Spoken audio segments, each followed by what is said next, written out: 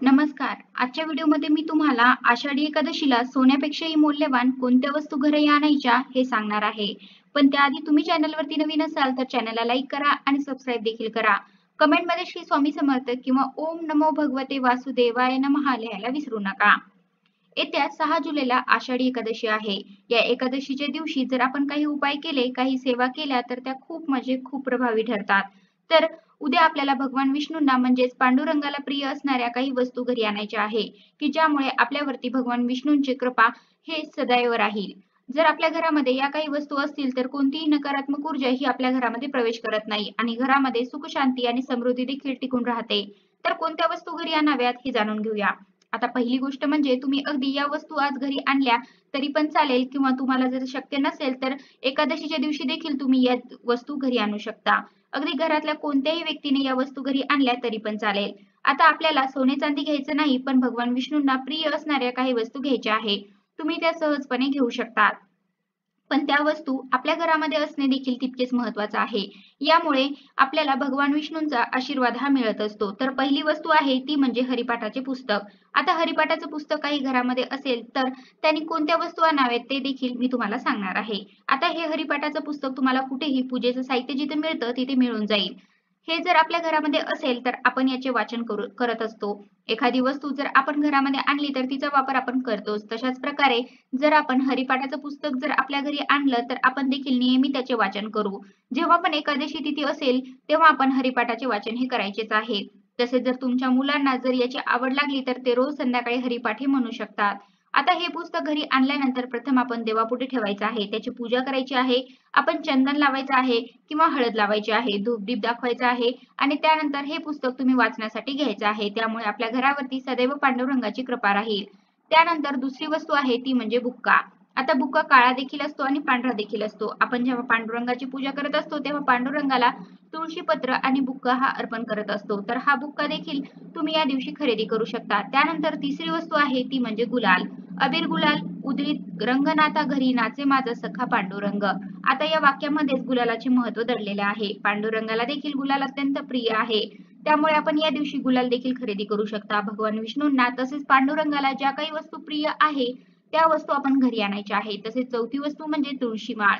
आता काहींच्या गळ्यामध्ये तुळशी माळ ही असेल देखील आणि ज्यांना तुळशी माळ घालायची असेल तर त्यांनी आषाढी एकादशीच्या दिवशी घालू शकता. फक्त तुळशी माळ घातल्यावरती मांसाहार हा पूर्णपणे वर्ज्य करावा लागतो. भगवान विष्णू आणि श्रीकृष्णाचे भक्त तुळशीची माळ घालतात. मान्यता आहे की ही माळ परिधान केल्याने तुमचे मन शांत आणि आत्मा देखील शुद्ध होतो. तसेच रोगांपासून मुक्तता देखील मिळते. शस्त्राव्यतिरिक्त ज्योतिषातही शास्त्राव्यतिरिक्त ज्योतिषातही तुळशीला खूप महत्त्व मानले जाते. ही माळ घालून बुध आणि गुरुग्रह मजबूत होतात. तुळशीची माळ परिधान केल्याने कोणत्याही वास्तूतील दोष दूर होतात.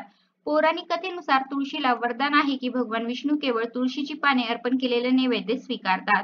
तशाच प्रकारे जे तुळशी माळ धारण करतात भगवान विष्णूला त्या व्यक्तीला त्यांच्या आश्रयामध्ये घेतात. तुळशीची माळ घातल्याने माणसाला वैकुंठाची प्राप्ती होते. आता त्यानंतर आपण चंदन देखील या दिवशी खरेदी करू शकता. तसेच अष्टगंध देखील खरेदी करू शकता. जिथे पण पूजेचं साहित्य मिळतं तिथून तुम्ही या वस्तू सहजपणे खरेदी करू शकता. त्यानंतर आणखी एक वस्तू आहे ती म्हणजे टाळ. आपल्या वारकरी संप्रदायामध्ये टाळाला खूप महत्त्व आहे.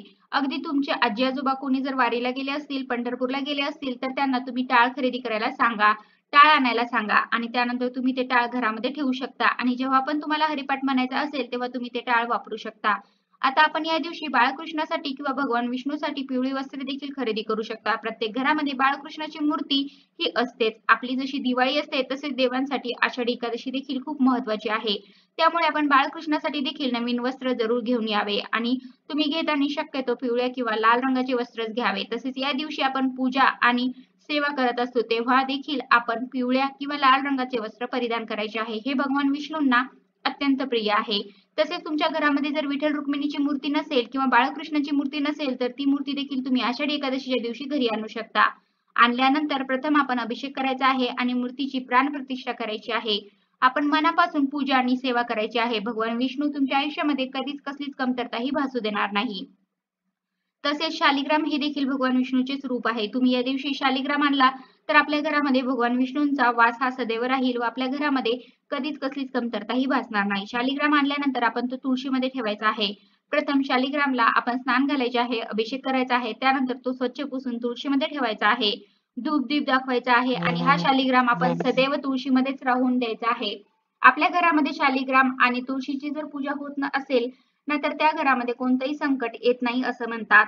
जेव्हा आपण तुळशी मातेची पूजा करू तेव्हा आपण शालिग्रामची देखील पूजा करू. घरामध्ये शालिग्राम असेल तर नकारात्मक ऊर्जा देखील घरामध्ये येत नाही.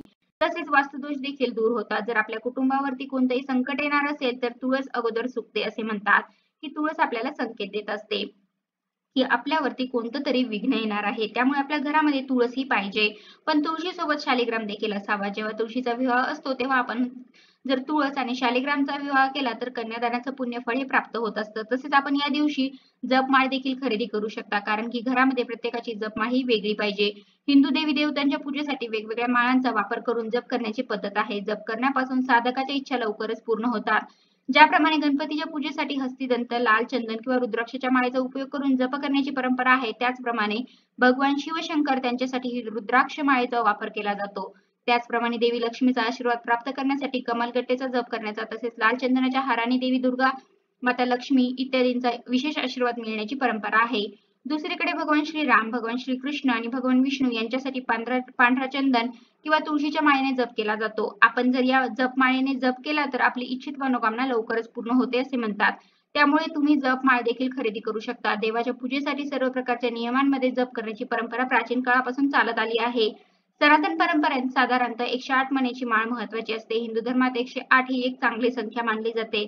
वेगवेगळ्या प्रकारची झाडे आणि रत्न जोडलेली माळ विशिष्ट ग्रह आणि देवतांशी संबंधित असते.